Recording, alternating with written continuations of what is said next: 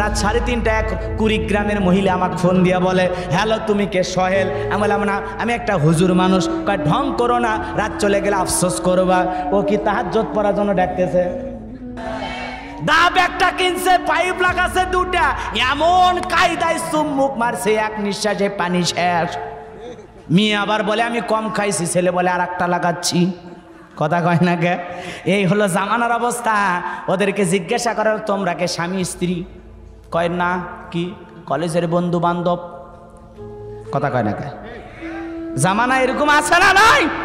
বইয়ের সাথে এক পাইপটা কোনোদিন ডাব খাইলো না, বইয়ের সাথে কোনোদিন একই জুসের বোতলে কামড় মারলো না, বইয়ের সাথে কোনোদিন এক বিস্কুটে 2 জন 2 দিক দিয়ে কামড় মারলো না, এক আপেলে স্বামী স্ত্রী কামড় মারলো না।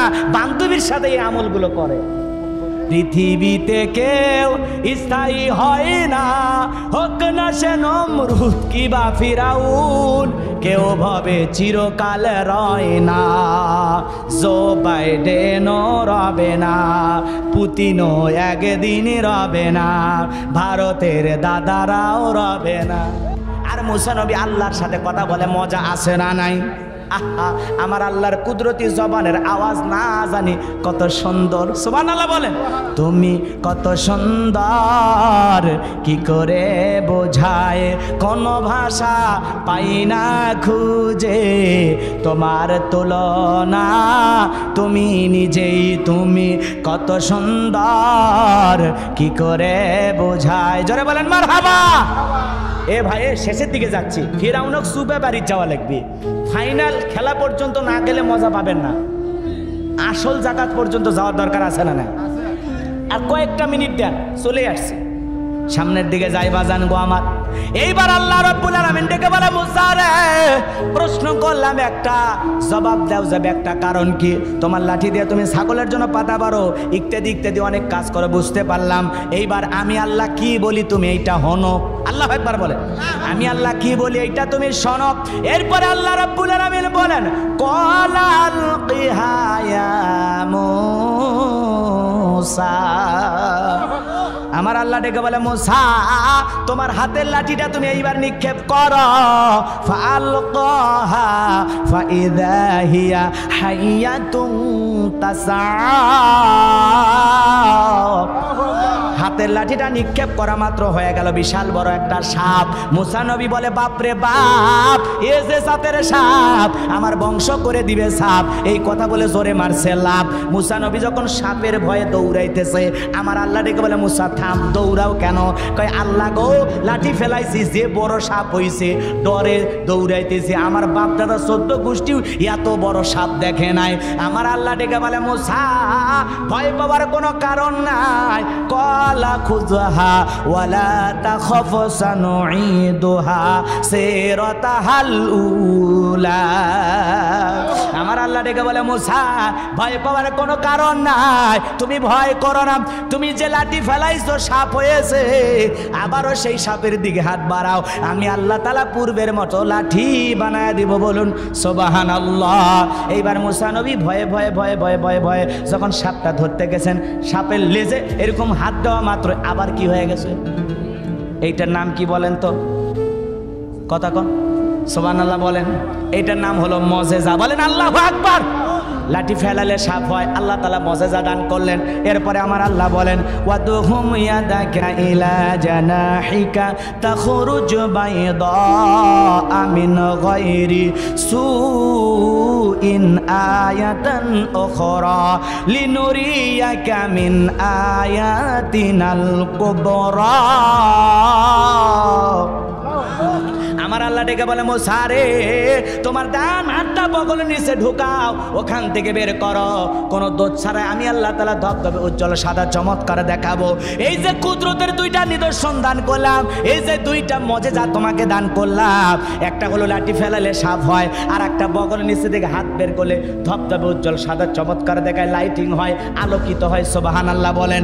এই যে 2টা মুজিজা দান করলাম, এইবার তোমাকে নবুয়ত দেওয়ার পর 2টা মুজিজা দান করার পর এইবার তোমাকে একটা বড় দায়িত্ব দেওয়া হলো, ইযহাব ইলা ফিরআউনা ইন্নাহু তাগা। এইবার তোমার দায়িত্ব হলো, যাও যাও ফিরআউনের দরবারে দাওয়াত নিয়ে যাও, ফিরআউনের নিকট চলে যাও। ওই ফিরআউন সীমা লঙ্ঘন করেছে, ওর পাপের 16 কলা পূর্ণ হয়ে গেছে, ও নিজেকে রব বলে দাবি করেছে, ও প্রত্যেকটা ঘরে ঘরে মূর্তি ঢুকায় দিয়েছে, 40 বছর শিক্ষা ব্যবস্থা বন্ধ করে রেখেছে। এইবার ফিরআউনকে যায় বলে, ফিরআউন রে, তোর বানানো আইন দেওয়ার মিশর চলবে না, এখন মিশর পরিচালনা হবে আল্লাহর আইন দেয়া। বলেন আল্লাহু আকবার। মুসা নবী ডেকে বলে, আল্লাহ আপনি কি ভুলে গেছেন আমি ফিরআউনের দরবারে মার্ডার কেসের আসামি, গেলেই তো আমারে ফাঁসি দিয়ে মারবে। আমার আল্লাহ ডেকে বলে, মুসা ভয় পাওয়ার কোনো কারণ নাই, আমি আল্লাহ যার সাথে আছি, কোনো জালেম তাকে ফাঁসি দিয়ে মারতে পারবে না, আগুনে পোড়ায় মারতে পারবে না, পানিতে ডুবায় মারতে পারবে না। হাজারো দিন রিমান্ডে নেওয়ার পরেও মুমিনের মুখের হাসি ওরা কেড়ে নিতে পারবে না। আল্লাহু আকবার। কোনো সমস্যা নাই, আমি আল্লাহ তোমার সাথে আছি। আল্লাহ যদি মুসা নবীর সাথে থাকে আর কাউরে লাগে, তো মুমিনের সাথে আছে কে? ধৈর্যহারা হলে চলবে না, ভয় পেলে চলবে না, দুর্বল হলে চলবে না, হতাশাগ্রস্ত হলে চলবে না। ওয়ালা তাহিনু ওয়ালা তাহজানু ওয়া আনতুমুল আ'লাউনা ইন কুনতুম মুমিনিন। মুমিনেরা নিরাশ হয় না, হতাশাগ্রস্ত হয় না, ভেঙে পড়ো না, দুর্বল হয় না।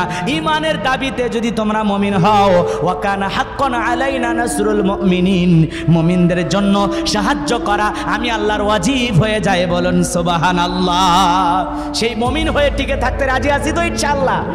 চলেন সামনের দিকে যাই বাজান গো আমার। ফিরআউন যদি তার বিবিকে নিয়ে হাওয়া খাইতে যায়, মাঝে মাঝে আপনিও যাবেন কিনা? কথা কয় না কেন? যাবেন না? যাবেন না? হালাল বিনোদন বোঝেন তো, বউকে পর্দা করায় নিয়ে ঘুরবেন। আমি কি বলেছি কক্সবাজার যাইয়া বউ হাফ প্যান্ট পরাইয়া সমুদ্রে নামে দেন? তাহলে গুনাহ হবে। এমনি খালি সমুদ্রে ঢেউ দেখাবেন, পারবেন না? যার বউ নাই বিয়ে করলে যায়ও, ঠিক আছে। একজন আবার কাছে বউ নাই, আর কি আফসোস, ওটা না থাকাই ভালো।